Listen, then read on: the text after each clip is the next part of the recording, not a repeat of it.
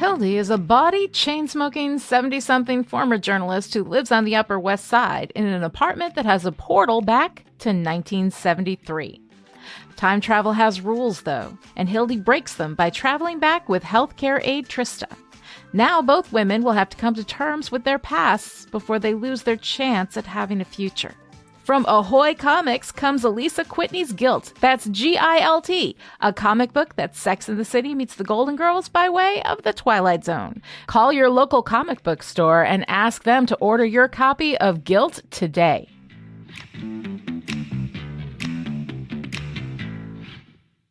Hey everybody, it's Lonnie just coming in to do a quick intro for the second half of our discussion with Karen Berger. Once again, any audio problems are my fault, and I apologize in advance, and I hope it will not take away from your enjoyment of this amazing discussion. Thank you.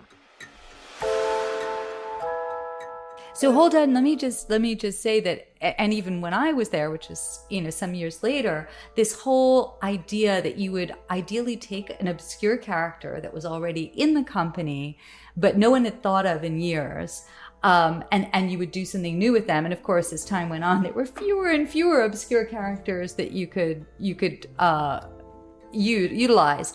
But so this takes us, I think, to Neil Gaiman and Dave Mckean, who kind of came in as a pair to you, right? They did. It's funny, when I met Neil Gaiman, I didn't realize that I had known him already, but we hadn't met formally before. And Neil, before I actually met Neil had written to me several times and then called me. Wait, he wrote at to DC you Comics, like at DC physical Comics, mail, right? Physical mail, snail mail, which was all there was. When I was editing Swamp Thing, and lovely guy, very polite and very gracious, and he was, I'm a new writer. I'm trying to break into comics, and I wrote this story. A kind of a Swamp Thing story called Jack in the Green, about another, kind of historical version of Swamp Thing, which Alan was already, I think, starting to do different formations of Swamp Thing in different time periods.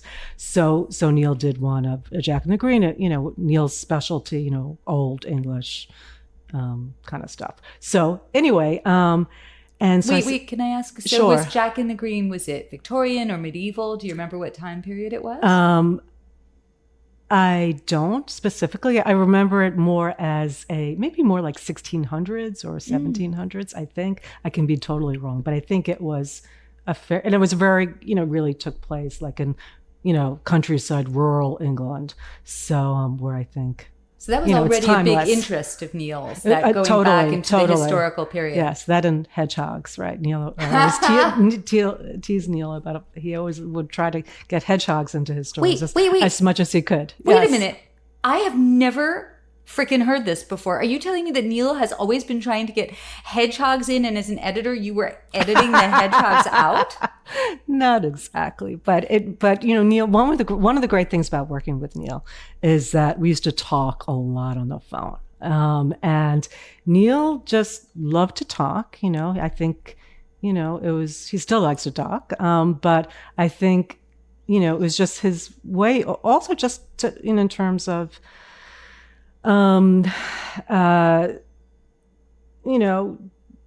to kind of talk about his stories and what he was doing, particularly with Sam, and where he wanted to go, and the types of stories and issues and themes he wanted to explore. But a lot of it is just, so much of any good creative process are the relationships that you build with people. Mm-hmm. You can work, not saying you can't be a hermit and work by yourself and as a writer or an artist and come out 2 years later with a masterpiece.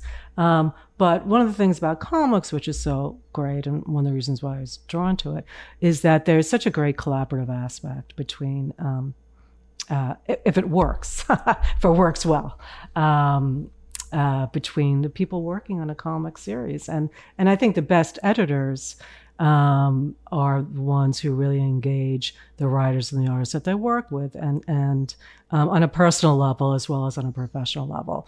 And I'm not saying you have to sleep over their house, but I think again, when you're a writer and artist, I mean, you're out there, you're putting your creativity out there.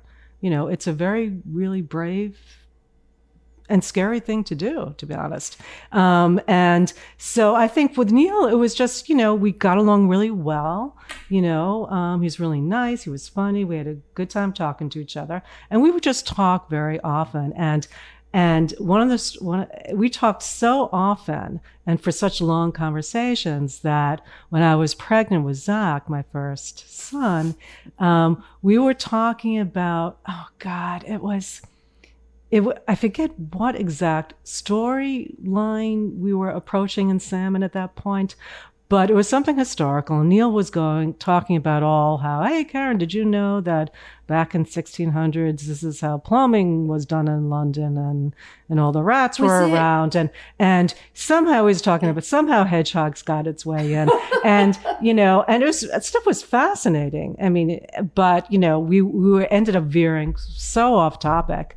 And then, I was like, oh, Neil, I think my water just broke. So anyway, so I started. And I actually, I was out getting your lunch. And you were out getting my lunch. Lunches. And I think I didn't even hang up the phone. I don't know if I hung up the phone or I don't know, whatever. I said, can I call you back? And then whatever. And you were a little early. We were not expecting you to go into labor. I was 6 weeks early, but everything was great, and a wonderful, wonderful son who's now 30 years old. But anyway, so and it was in the middle of a big Sandman promotion month. It was a big Sandman promotion month, and Karen kept reassuring me that before I go on maternity leave, I am going to prep you, Alisa, and tell you everything you need to do. And instead, I came back with her lunch, and she was gone. So That's you know right. who did all the prepping? You did. Neil. Oh, Neil did. As would, yeah. Yeah, so Neil, we're way off, onto a tangent here, but yes, that was, so wait a second, so the hedgehog. Anyway, Neil got such a kick out of being there. But wait a second, this is when I went into labor. But it was it just made sense. But this is I spent so much time talking to Neil. Didn't realize how much hedgehogs figured in this whole history of you and Neil and Sandman. And I knew ravens were important. I didn't understand about hedgehogs, and Neil kind of always liked the kind of cute, squirrely, creatures. I mean, I remember when we first met. Neil was a big comic books fan, and I remember when he was saying, Goldie was my favorite. Goldie, this gargoyle, was my favorite character reading House of Mystery as a kid. So went back not back when the comic was first created, not when I took it on, because Neil and I are fairly close in age. So anyway, but Neil did get to write Goldie and Sandman, which was really great. It was great for me too, because House of Mystery was my first comic that I edited, so it was really nice. I was so happy that Neil made Keen and Abel a big part of those early Sandman issues.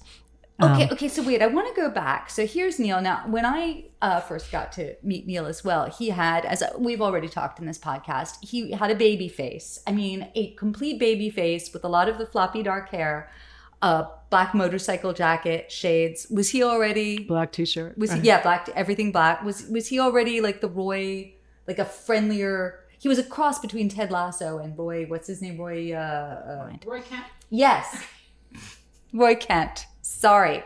So he looked like Roy Kent, Neil. But he acted like Ted Lasso. No, he didn't act like Ted Lasso. I mean, he was really sweet and positive.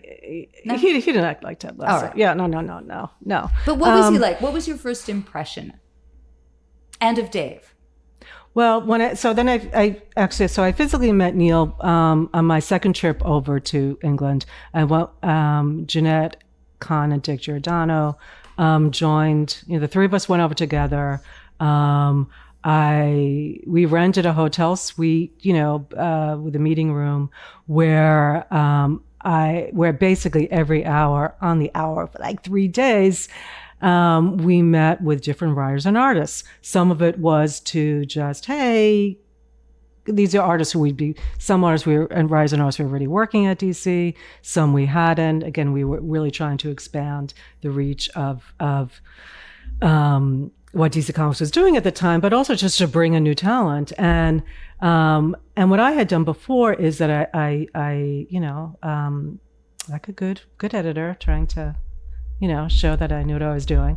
I really did a lot of research and reached out to a lot of different established UK writers and artists, and the people, people's work I had seen in underground stuff like Warren Pleece and his brother Gary, and I just sort of put the word out that we were looking for new writers and artists to work for DC, and we were looking for pitches. So we were looking at that stage again. We were not doing creator-owned books, so it was, because Swamp Thing was out. People had heard that Hellblazer was. I think Hellblazer might have just come out at this stage, and so it was kind of like, can you pitch us stuff like an obscure DC character, something with horror and supernatural, so we were hearing pitches from different writers, and I'd met Neil, as well as I'd met Grant Morrison at those early meetings. Didn't meet Pete Milligan till later. And Garth Ennis was several years later, because Garth is much younger than everybody. But Neil, Nick Landau, who is the owner of Titan Books and also one of the founding owners of Forbidden Planet Comics. There's still a store in New York. Started off as UK store, and then it expanded.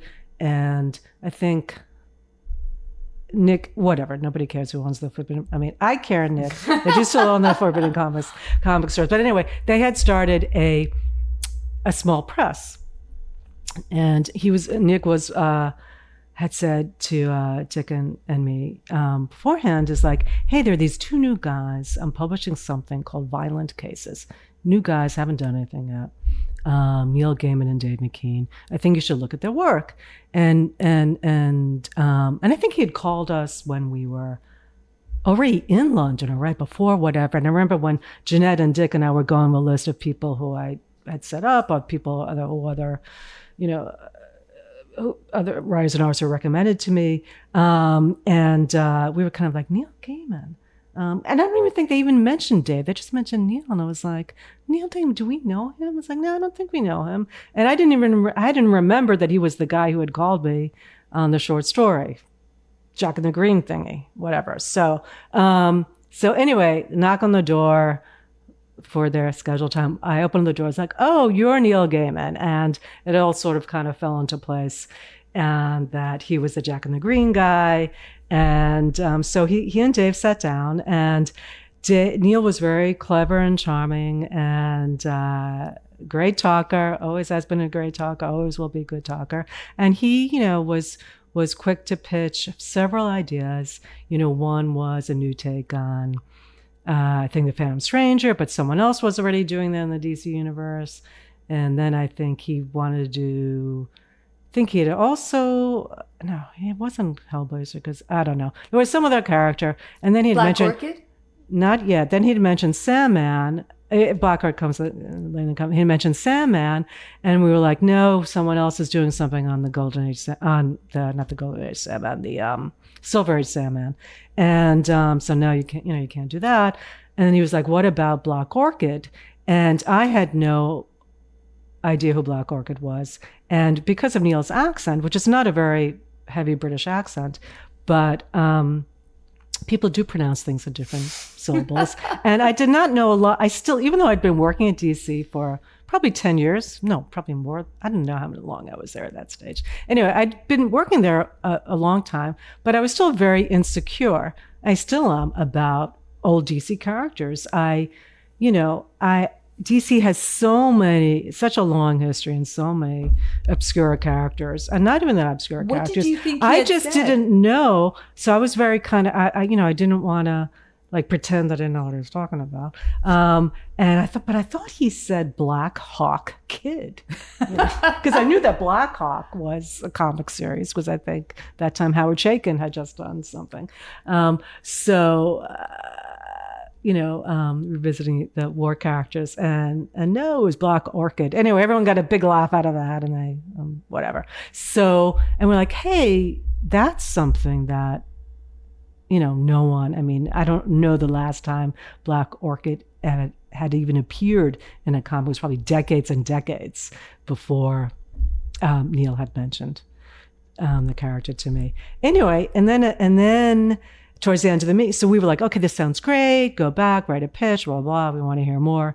And then Dave Mckean, who was saying nothing the whole time, he was just looked really nervous. He was really shy. He was just looking down at his feet the whole time. Well, Neil just kind of, did his stuff there.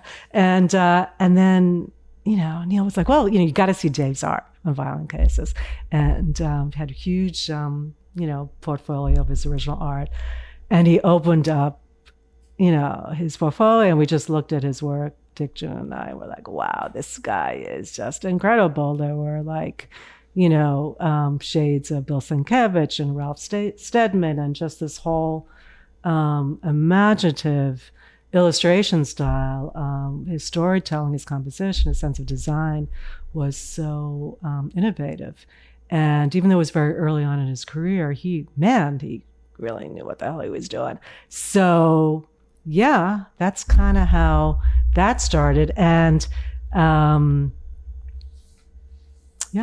And then based on that, even before Black Orchid came out, I hired Dave to do Hellblazer. Actually, Hellblazer had not the Hellblazer covers, because Hellblazer had not come out, and we had not announced it, because Neil did pitch me a John Constantine thing. I think Grant Morrison had too.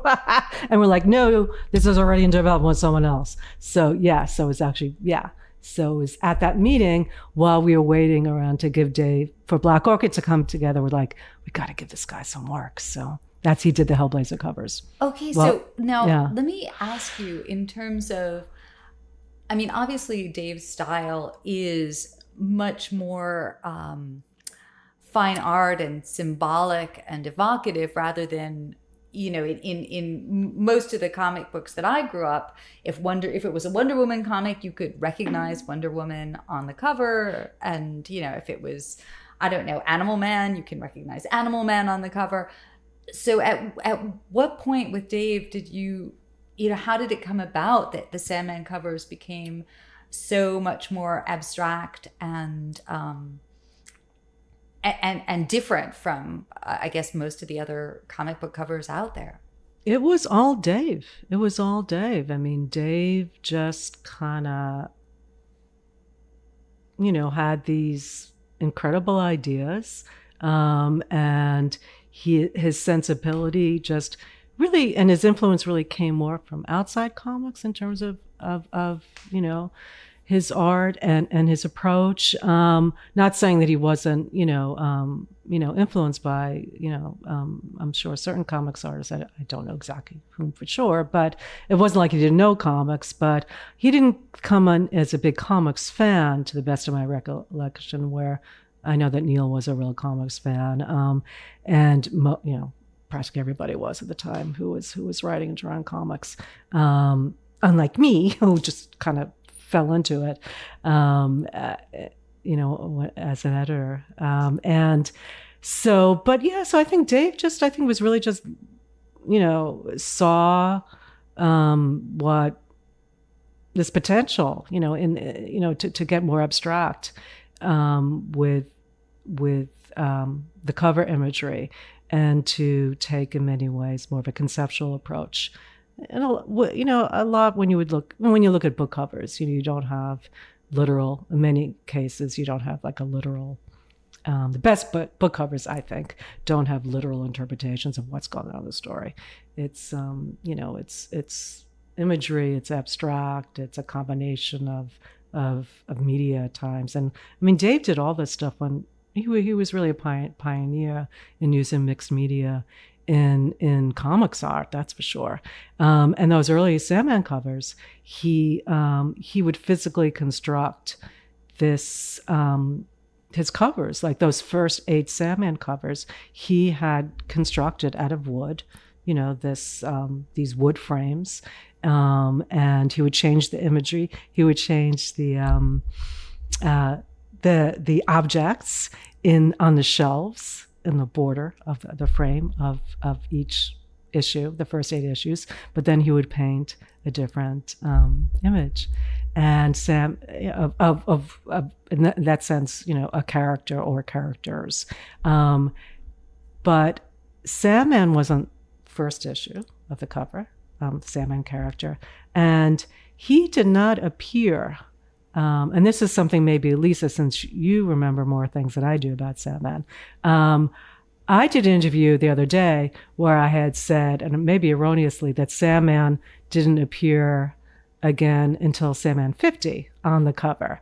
And it was a huge thing, and I could be wrong. He might have appeared earlier, but it was a huge thing at the time, at least, again, for the first storyline, the first year of a comic, not to have your main character. It was a rule in comics. The star of your character, your title character, was on the cover of each issue. And we did not do that. And that was a huge thing at the time. I remember, I remember, a lot of the debates with Curtis King, who was our cover editor. I think Lonnie and I have talked in the past about the whole nipple situation where I think Curtis was always looking for stray nipples that Mckean might have slipped into the art somewhere. But Neil wrote me at one point saying I was the model on the cover of 14, also 13 and 16. Yes. So I'm assuming he was the model for Morpheus and not for a hedgehog or something. And the DC ended up made magnets out of those covers, and I have them on my refrigerator at home. But yes, DC was the model. Yes, okay, I'm sorry. So he was not, but he was Morpheus, but he was with other. And it still was very abstract in its way. So I know and that and then Dave would change his artistic approach and the whole design. I mean, Dave is a fantastic graphic designer as well, and he would change the design and his cover technique for each storyline. So it's really, really pretty cool, amazing. So but he had great material to work with, Neil. So yes, so not only was Dave changing his style from storyline to storyline, but you ended up changing artists from storyline to storyline. Can you talk about the thought process that went into figuring out, how much was you, how much was Neil, when you were trying to pair an artist with an upcoming story, short story or longer storyline? When we first signed the deal with Neil to write Sandman, we did not have an artist right away. Neil was a new writer. Nobody knew who he was.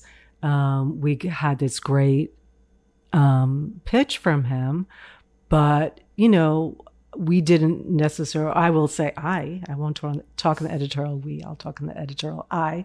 The personal I is that, I knew Neil was really talented, but I didn't, none of us knew, that Neil would become Neil Gaiman at the time, and that he would create, a literary comics masterpiece. And Sandman was yet another new series that I was doing at the time. So with another kind of up and coming new British talent.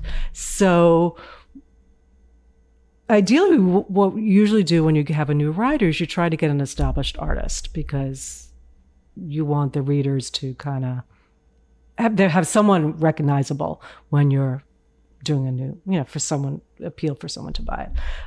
And there just weren't, there weren't really any artists that I think we thought we could get for the series. And we also wanted kind of a different look for it. And Neil and I were meeting on one of my British trips. At this point, I was just going on my own. I'd go to England like 2 or 3 times a year just to check in with the different writers and artists, and again to always hear new pitches and to meet up with people I was regularly working with as the years went on. But this was still, early. We had signed the deal with Salmon, and I was meeting with Neil, and we were just trying to find artists and thinking of different people, and somehow he probably had suggested Sam Keith, or we had both seen Sam's work somewhere. We both really liked it. It was on, I think, on an indie comic. I don't remember which one. I'm sorry.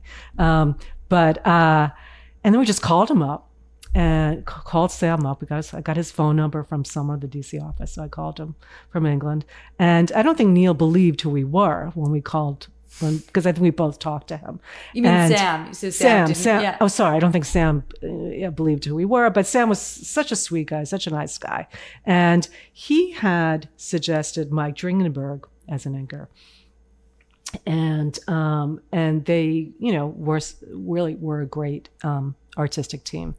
And then Mike eventually took over as the lead Sandman artist because with issue 6, I believe. And because Sam, after he drew the first issue, he quit the book. He didn't want to draw it anymore. So we were like, uh-oh, what are we going to do now? And then we knew that Mike Dringenberg was also a talented penciler and an inker as well, too. So so it sort of was a nice segue.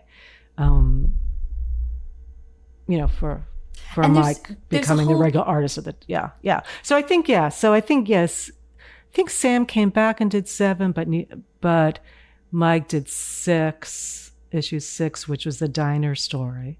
And then issue 8 was the death story, which I think was, That was Mike Dringenberg. Mike Dringenberg, yeah. There's a whole thread right now on Twitter about, how Sam Keith and his artwork has not gotten as much appreciation. And he really, he created the look of the helm. He created a lot of, the look of these early Sandman things that are. Well, one other thing that I know that attracted Neil and I to Sam's work, he's had a great sense of design as an artist, and he would create these really great filigree and borders. There's a real modern Gothic look to his style, even though his line was kind of a cartoony ink line. There was still his imagery was Gothic, so sort of come through realized through this sort of cartoony line. So it was a unique blend, actually, when you think about it, for a horror comic to be drawn by a guy who didn't have. He did work with a lot of shadow and deep ink line and deep blocks in his work, but his characters might not have been sort of your stereotypical dripping flesh or very lot of fine detail, but it was just beautiful, beautiful nuance to a lot of his textures and filigree and all this kind of cool shit he'd put in the backgrounds. So thinking about this being a horror book, Lonnie and I have talked during this podcast about both appreciating some of the more horror rich storylines and to some extent struggling with them, because perhaps, for me, as I get older, I find horror a little harder to take. And I think Lonnie has her own, horror is not her first literary taste that she goes for in the palette. So can you talk a little bit about your relationship with horror as a genre and with horror in the Sandman? Yeah, I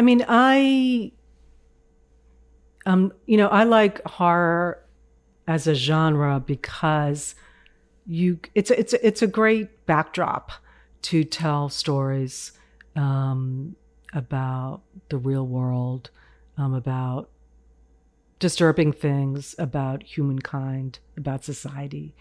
But if you tell stories that are too on the nose, when your themes are too on the nose, and it kind of turns off people, if you want to, do a story about,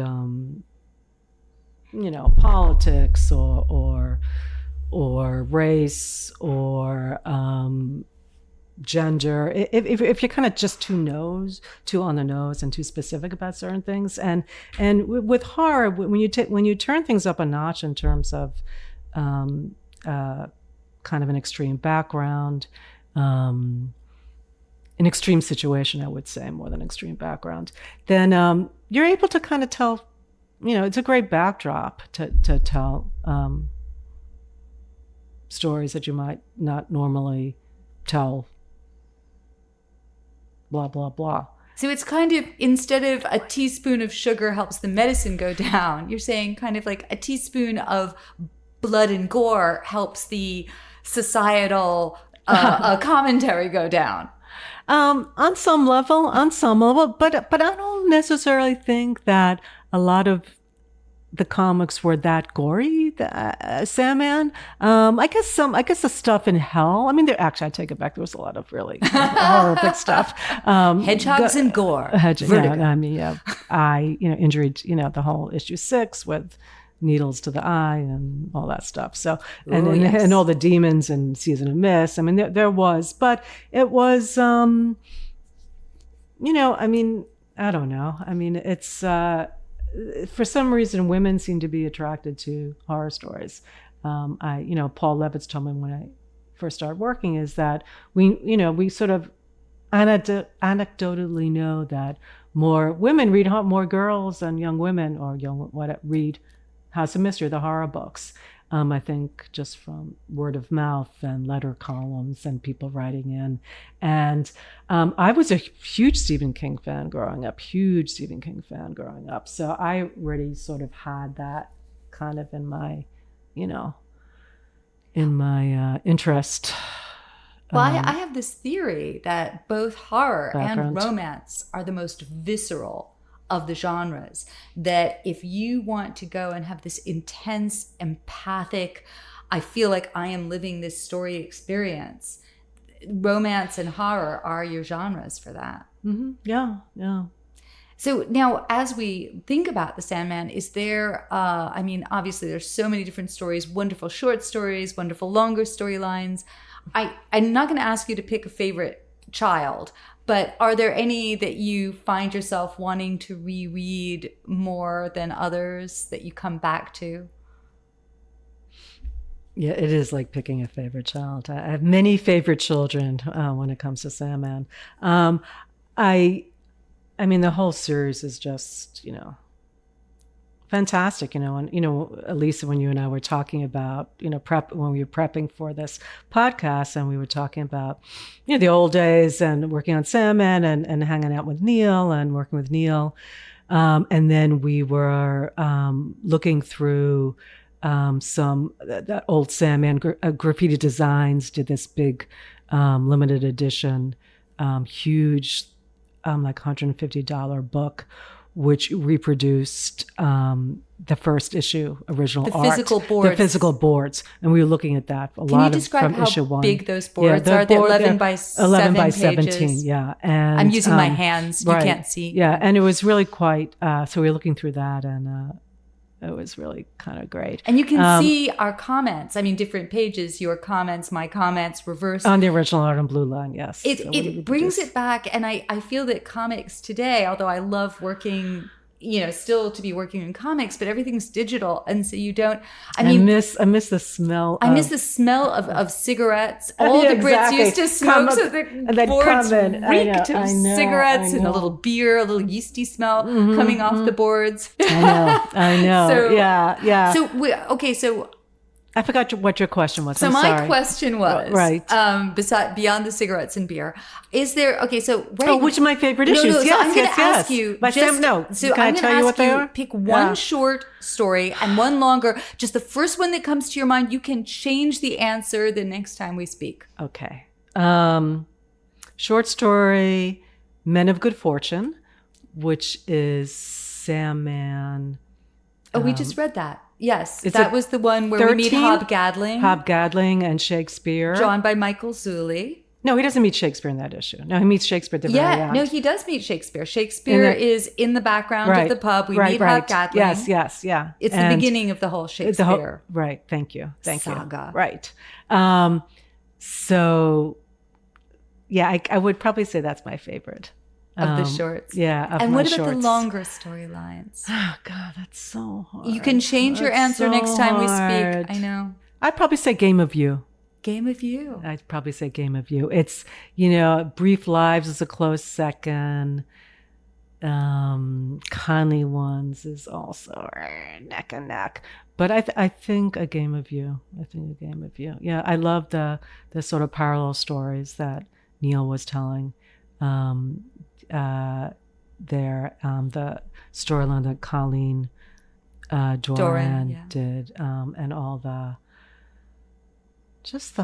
cuckoo and all the just beautiful, strange fantasy stuff that was going on in that storyline. I want to say we haven't gotten to that point in our rereading, but and this is more for our listeners who are first-time Sandman readers, we have already met the key character who will feature in A Game of You, and we've already encountered her dream world at the end of A Doll's House, or towards the end of A Doll's House. Except we haven't talked about that because I screwed up in our last. We will, yes. No, actually, I think it was Colleen Doran who did the front story, and it was Sean McManus who did the others, who did the more fantasy Land of the Cuckoo. Correct? Yeah, so we had Sean and Colleen. And Colleen did the front story with, that was real world based. Yeah. They were living in the house. And I was working on it then. I think that's, we're going to have a lot more. Maybe. But, I love the Kindly Ones. I love Mark Hempel's art. It's so bold and so daring and so different. And wow. I'm really hoping that I can get you back at some point, both personally, just because we have more shoe shopping and comic book shopping to do. and also because I'd like to talk to you more about this stuff as we go more deeply into it. But I want to ask you one last question for now, which is Sandman is the first successful DC comic, maybe comic that I know of, that just allowed the book to finish when the author was finished.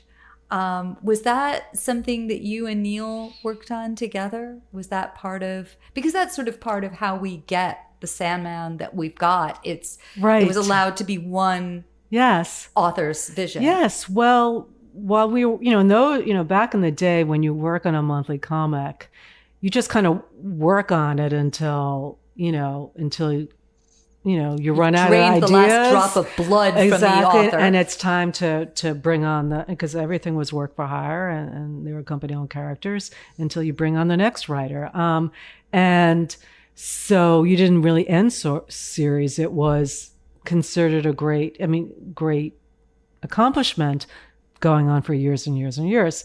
But, when working on Sandman, this was, we already had a very different beast on our hands. And we were probably a couple, I don't know how many years. I remember having the first conversation with Neil, and we were at that point at 1325 Air in the Americas. So I'm just trying to think where issue-wise we are in Sandman.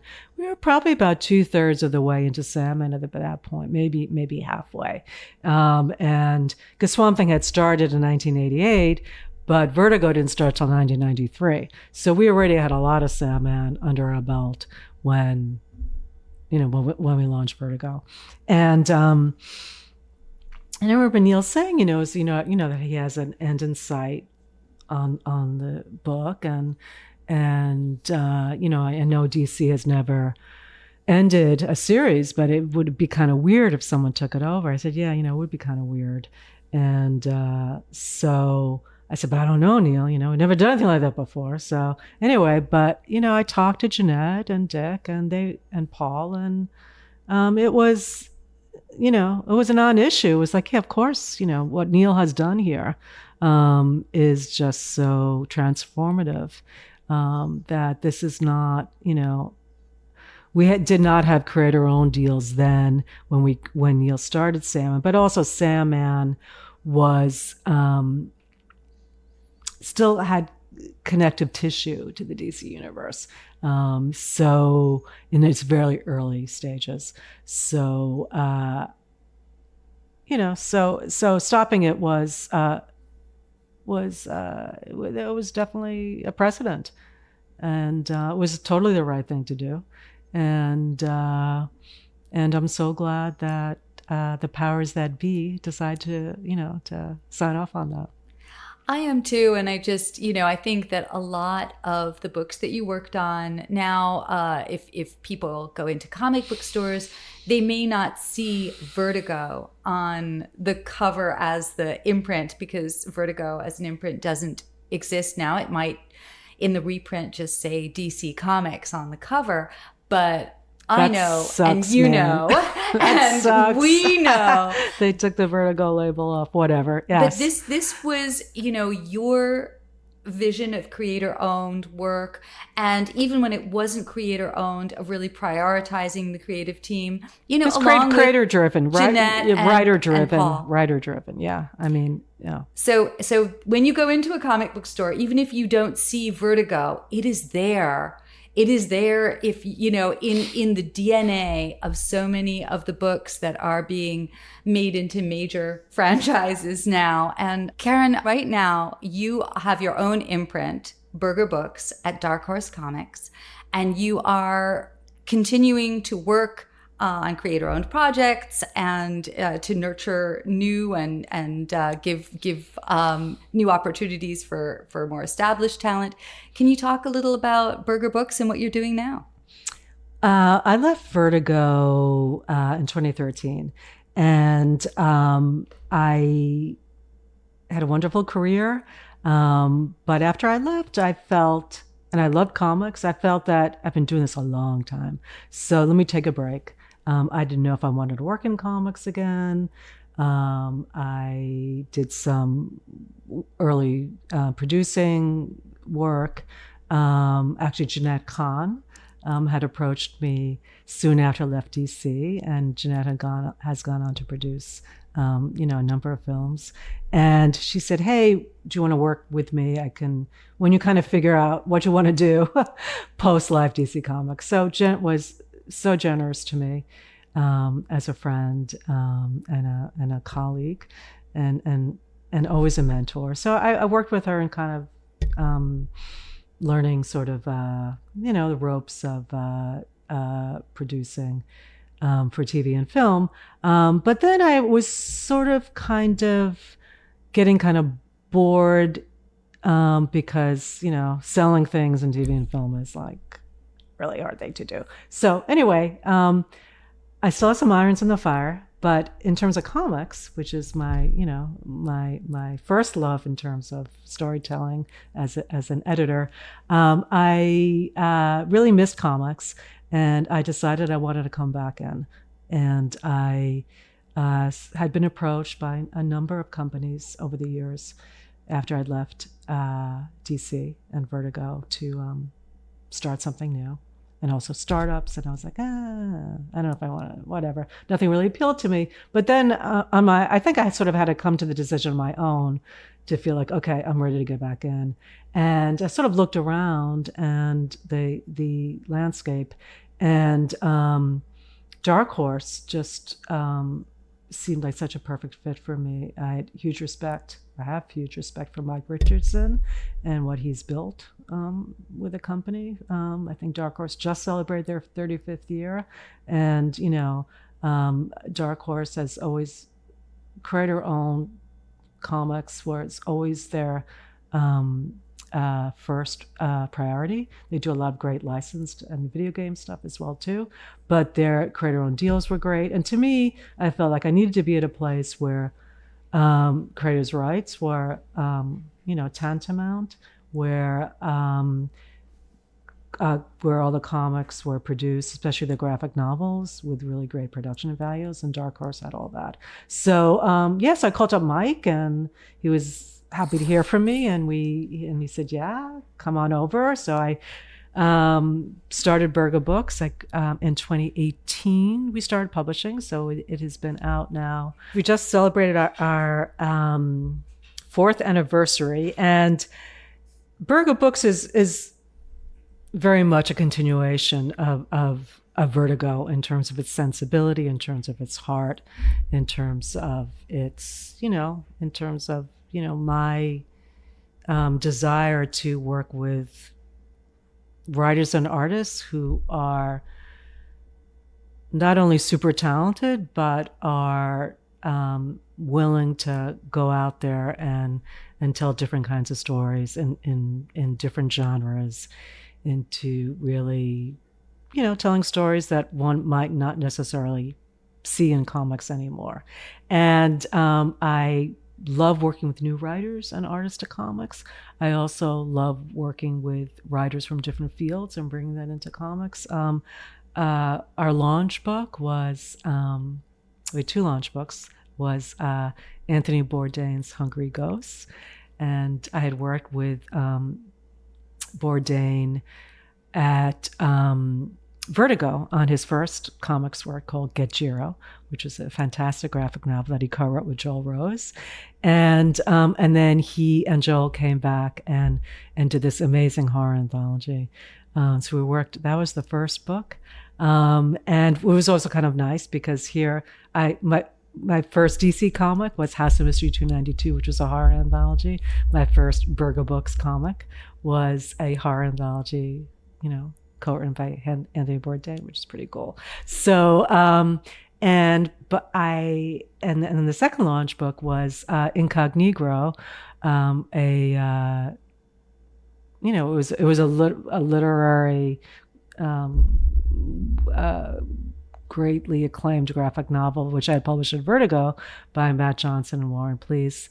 I brought it over. The rights had reverted. We republished a new edition, and then Matt and Warren did a prequel, Incognegro Renaissance. So I had these 2 wonderful books that I launched with, and then I went on to work with Willow Wilson and Chris Ward in Invisible Kingdom, which won Eisner Award for Best New Series. I worked with, the Hugo and Nebula Award-winning novelist Nnedi Okorafor, science fiction writer, on LaGuardia, a graphic novel with Tana Ford and as the artist. And that book not only won Best Graphic Novel Collection, but it also won the Hugo Award. I worked with the amazingly talented Christopher Cantwell, a TV writer, co-creator of *Halt and Catch Fire*, one of my favorite shows. It's an AMC show that was on probably about 8 years ago or so, for 4 seasons, fabulous series. I was lucky enough to work with Chris on She Could Fly, and a wonderful comic called Everything, and something new that we haven't announced yet that is coming out next year. Ann Nocenti, the great Ann Nocenti, a legendary writer and editor at Marvel, and work with her and David Aja, a also amazing Marvel artist. We get to work on The Seeds, this beautiful literary sci-fi alien horror story. So yeah, and so many other people. My old friend J.M. DeMattis worked on Girl in the Bay with me. So I got to work with so many wonderful people, and I still am. So I am very excited about that, and excited to have the platform to publish these wonderfully talented people. Oh, I'm so excited, and this is probably why was it 2 years ago when you were inducted into the Eisner Hall of Fame? Yes, it was. Yes, I guess it must have been. It must have been 3 years ago, I think. 3 years ago. 3 years the pandemic ago. Yes, is like the year that I keep forgetting. I don't remember. It wasn't, yeah. Because I was inducted a year before Paul and Jeanette were, which I always felt weird about that. But yes, yeah. But, I think that you have been a pioneer as a woman in comics. And now I was more in the front lines, too. I think when you're, editors, publishers are just more behind the scenes and these kind of awards things, even though if it wasn't for Paul and Jeanette, I wouldn't be having this conversation. No, absolutely. Alisa wouldn't be here. I would not be here. And comics would not be what they are today. And you have to have, obviously you have to have great talent, creating and and executing these, original ideas. But you have to have the support. Someone's got to pay for this thing to get it out there, and distribute it and market it.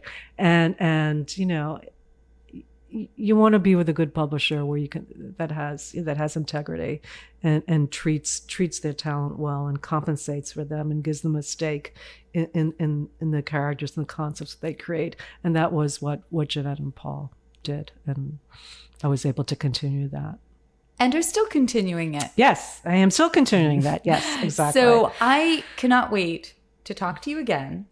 And of Same course, here. more comic book Yes. and shoe shopping, because this is very important.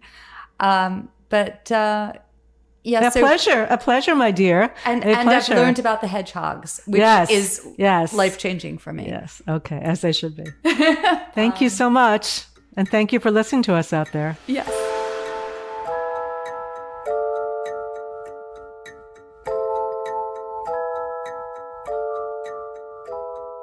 Alisa and I would like to thank Karen Berger so much for taking the time to talk to us. Everybody listening, be sure to check out the link to Berger Books at Dark Horse Comics right there in your show notes. If you enjoyed this conversation, would like to join in, connect with the show on Twitter, follow @Chipperish and use the hashtag #EndlessPodcast, or send your comments or questions to endless@chipperish.com. This episode of Endless was brought to you by the Chipperish media producers who support us on Patreon at the power producer level. These people are the reason why Endless is coming to you free and ad-free right now. So thank you to Abby, Alice, Christina, Erica, Jane, Kevin, Kristen, Michael, Rose, Sarah, Shelley, and Stephania. To find out how you too can support Chipperish Media, visit patreon.com/Chipperish. We'll be back next week with Into the Night and Lost Hearts issues 15 and 16 of the Sandman series. We'll see you then.